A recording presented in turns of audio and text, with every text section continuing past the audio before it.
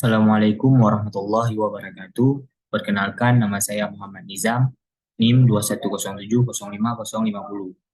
Pada kesempatan kali ini kita akan membahas tentang social engineering. Yang pertama, kita harus tahu dulu apa itu social engineering. Social engineering adalah tindakan manipulasi seorang dengan memanfaatkan kesalahan mereka untuk memberikan data atau informasi yang bersifat rahasia dalam menjalankan aksinya. Pelaku kejahatan human hacking biasanya menyamar sebagai pihak yang berwenang, sehingga korban mau memberikan data berharganya kepada pelaku. Social engineering bisa dikatakan juga dengan tindak cybercrime yang menggunakan manipulasi psikologis. Karena itu, strategi serangannya dibangun berdasarkan pola pikir seseorang untuk mengelabui dan memengaruhi perilaku mereka. Selanjutnya, jenis-jenis social engineering. Yang pertama ada authority based. Teknik ini melibatkan memanfaatkan posisi atau jabatan seseorang untuk mempengaruhi orang lain. Penipu dapat menggunakan atribut seperti seragam, lencana, atau surat tugas palsu untuk memperoleh kepercayaan korban dan memintanya untuk memberikan informasi sensitif. Yang kedua ada emotional based. Teknik ini melibatkan memanfaatkan emosi seseorang untuk mempengaruhi perilaku mereka.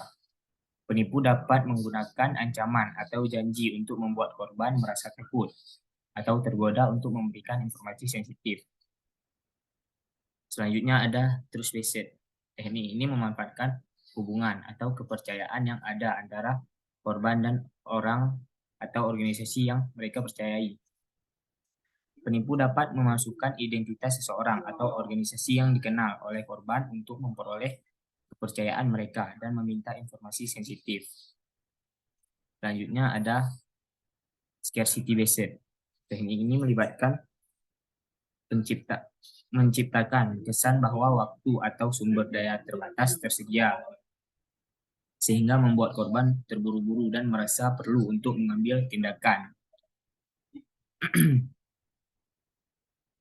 Penipu dapat menggunakan teknik-teknik seperti menawarkan promo khusus yang terbatas atau memberi kesan bahwa mereka membutuhkan informasi segera untuk membuat korban memberikan informasi sensitif. Perlu dicatat bahwa jenis-jenis teknik social engineering dapat tumpang tindih dan digunakan bersamaan untuk mencapai hasil yang diinginkan. Oleh karena itu, penting bagi orang untuk tetap waspada dan kritis terhadap permintaan informasi sensitif, terlepas dari cara atau teknik yang digunakan oleh penipu.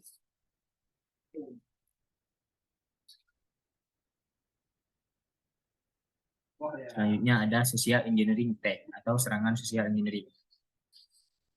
Yang pertama ada baiting. Baiting merupakan jenis serangan social engineering yang sering ditemukan. Sesuai namanya, serangan ini menggunakan umpan untuk memancing para korban atau pelaku.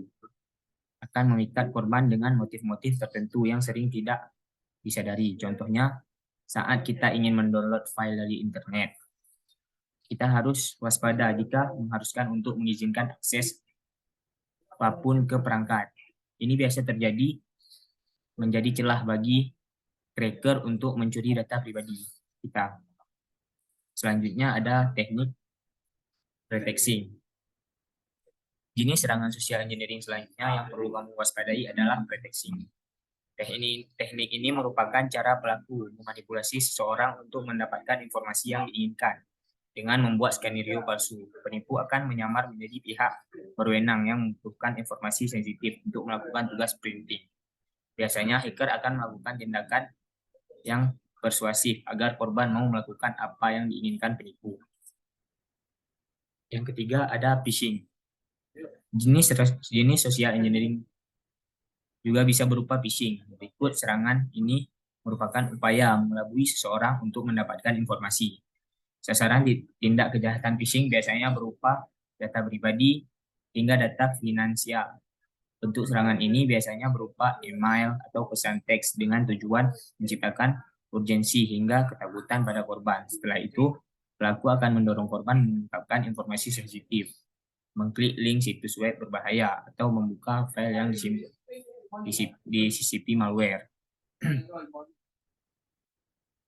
Dan yang keempat ada spear phishing. Jenis serangan ini merupakan phishing yang lebih terstruktur dan target sasarannya lebih spesifik. Karena telah memiliki target, pelaku harus memiliki informasi dasar korbannya, misalnya nama, email, posisi di perusahaan, dan sebagainya. Penyerang kemudian akan menyamar dengan menyesuaikan pesan mereka berdasarkan karakteristik dan kontak milik korban agar serangan tidak terlalu mencolok. Dan yang terakhir ada scareware. Ini adalah serangan social engineering lainnya yang wajib kamu waspadai. Scareware adalah aksi hacker dengan motif menakut-nakuti korban dengan cara menampilkan peringatan pada perangkat target. Pelaku akan meniru tampilan lama semirip mungkin seolah-olah device kamu terkena serangan virus atau malware. Dengan begitu, korban akan termanipulasi lalu mengklik dan mengikuti instruksi dari peringatan tersebut. Dari situlah celah serangan akan berjalan untuk mendapatkan data-data pribadi kita. Selanjutnya, kita akan membahas cara mencegah social engineering. Yang pertama yaitu berhati-hati ketika membagikan data pribadi. Data pribadi bisa disalahgunakan untuk berbagi kepentingan, contohnya penipuan, jual beli data, hingga memanfaatkan orang lain sebagai jaminan pinjaman online. Oleh sebab itu, kita harus berhati-hati dalam memberikan data-data pribadi. Yang kedua, jangan mengklik link yang mencurigakan. Ketika berselancar di internet, pastikan kamu berhati-hati ketika hendak mengklik tautan atau link-link yang tidak dikenal. Asalnya, link-link tersebut bisa membahayakan data pentingmu, bahkan juga perangkat yang kamu gunakan. Misalnya, ada seseorang mengirimkan link kepada kita. Sedangkan link itu tidak jelas. Biasanya terdapat virus-virus yang disisipkan di dalam link tersebut. Oleh karena itu, kita harus berhati-hati. Yang ketiga, hindari download file yang tidak dikenal. Social engineering kerap menggunakan file yang disisipi malware atau virus, atau sistem yang bisa memeras sebuah perangkat. Dengan begitu, kamu harus lebih waspada dan menghindari download file sembarangan di internet. Jika kamu ingin menggunakan file dari internet, pastikan berasal dari situs resmi yang memiliki sertifikat keamanan resmi tingkat tinggi. Jangan asal memilih link-link yang tidak jelas. Yang keempat yaitu memasang antivirus. Tindakan pencegahan lainnya yang bisa kamu lakukan adalah menggunakan antivirus. Memasang antivirus pada perangkat merupakan cara meminimalisir resiko dari dampak yang ditimbulkan oleh berbagai serangan cyber. Cara ini sangat disarankan, bahkan wajib dilakukan oleh semua pengguna internet untuk mencegah berbagai hal yang tidak diinginkan. Cek daftar software antivirus terbaik untuk perangkat yang kamu gunakan. Yang kelima, menggunakan two-factor authentication.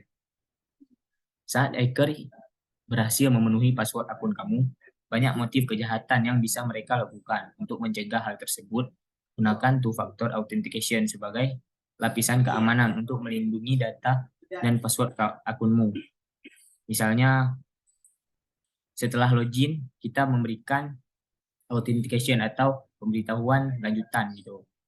Dan yang keenam ada verifikasi pengirim email dan aktifkan filter spam. Perlu kamu ketahui, banyak serangan social engineering dilangsungkan lewat email. Maka dari itu, kamu harus selalu waspada terhadap setiap email yang kamu terima. Cek kembali alamat email pengirim dan aktifkan filter spam untuk mencegah pesan yang masuk secara tidak diundang ke email. Selanjutnya, proses engineering dan cara kerjanya. Yang pertama ada pengembangan rencana. Hacker yang sering melakukan kegiatan ini sudah paham bagaimana cara agar mereka mendapatkan keuntungan dari kejahatan yang dilakukannya. Salah satu rencana yang biasanya dilakukan adalah mencuri kata sandi dan akan memonetisasi kata sandi tersebut untuk meraup keuntungan. Yang kedua, melakukan riset sebelum melakukan penyerangan. Sebelum melakukan rencana tersebut, para hacker akan melakukan penyelidikan terhadap target dengan sangat hati-hati. Riset yang dilakukan bisa saja terlibatkan penguntian, kejahatan cyber, dan lain sebagainya. Namun pada akhirnya, hacker akan mengetahui hal-hal yang dibutuhkan dari si korban. Yang ketiga, pengembangan prateks dan penyusupan. Setelah mengetahui apa yang akan diserang dari si korban, hacker akan mulai mengembangkan prateks atau dalih dalam rencananya tersebut. Bisa melalui email, panggilan telepon, hingga kontak pribadi. Yang keempat, ada eksploitasi. Setelah menghubungi korban, hacker akan meminta informasi-informasi sensitif seperti KTP, nomor rekening, dan lain-lainnya. Tidak hanya meminta informasi-informasi sensitif saja, ada beberapa hacker yang juga menyuruh korban untuk membuka link berbahaya. Dan yang terakhir ada assessment. Usai mendapatkan apa yang diinginkan olehnya dari si korban, hacker akan menghilang dan pada akhirnya berhenti melakukan komunikasi. Dari informasi-informasi yang didapatkan olehnya, para hacker akan melakukan tindakan yang pada akhirnya merugikan para korban.